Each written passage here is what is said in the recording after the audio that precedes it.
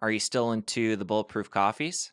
Every morning, every morning. It's What's the same recipe formula. looking like these days? So I have a blend of mushrooms, cordyceps, reishi, chaga, lion's mane, cayenne, Ceylon cinnamon, ghee. I go ghee now. Bulletproof brain octane, obviously bulletproof mentalist coffee. I don't know if you've tried their mentalist blend, but it's unreal.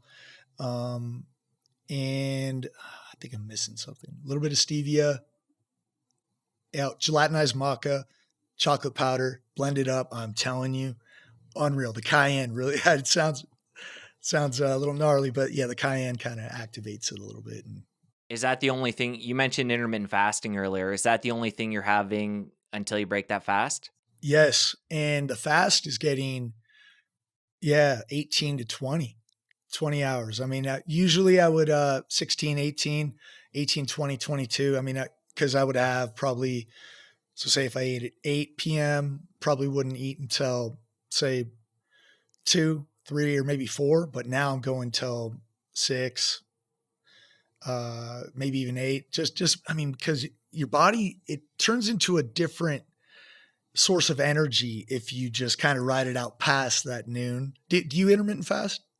I do. During the week I do. And it's Okay. it's constantly evolving. Right now I usually stop eating, I would say maybe 7 p.m. and then usually around noon the next day I'll have my first meal. It's just, I mean, your body starts using fuel, burning that body fat as energy, and the cells start to clean themselves out. It's one of those things. It's just undeniable. For me, I'm not carrying around. I used to have these big breakfasts, go on this run, I'd go on a run and then eat this big breakfast. And then by 10, 11 a.m., you're just dragging. I have less in my stomach. My less energy is spent towards digesting my food, and I can I'm lighter on my feet. I just feel much more locked in when I'm intermittent fasting. And when you do break that fast, what does that look like? Oh, well, let's see. Now I'm big on elk, beets, broccoli, avocado, fermented vegetables. I'm talking, I could eat that every single day. Yeah, that's my go-to meal right there. Where do you get your elk? So I have this butcher right down the street called the Butcher Block here in Henderson, Nevada. And yeah, that's where I go. But US Wellness Meats is another good one that let's see. Butcher Box. What and they have a lot. There are a lot of really good wild exotic meat online stores that just ship it to you overnight in dry ice. And so I used to do that, but luckily I have a good butcher right down the street from me right now. I mean, he has ground camel. He has ground camel, Wagyu beef, elk, venison, wild boar. I mean, they have everything. So yeah, Nice. I got lucky. And Yeah. and within that new narrow eating window, how many meals will you eat?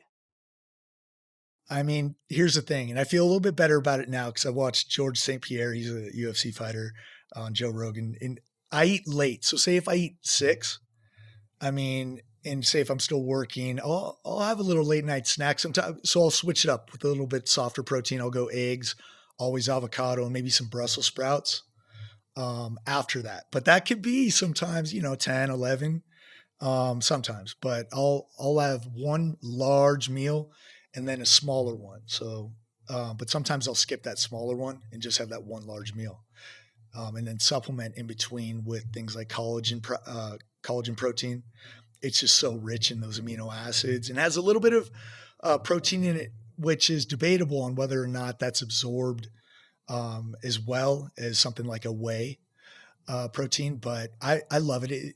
I love the mineral density of it and also the amino acid profile and the collagen protein. So between that big meal and the collagen protein and staying mineralized with salt and also having, my adaptogenic herb tonic, I feel my blood is getting circulated from head to toe. I'm light on my feet and I'm nourished with the food that I eat. And so I'm good, but I'm also always seeking, what other people are doing as well. So if you have any tips, I'm all ears.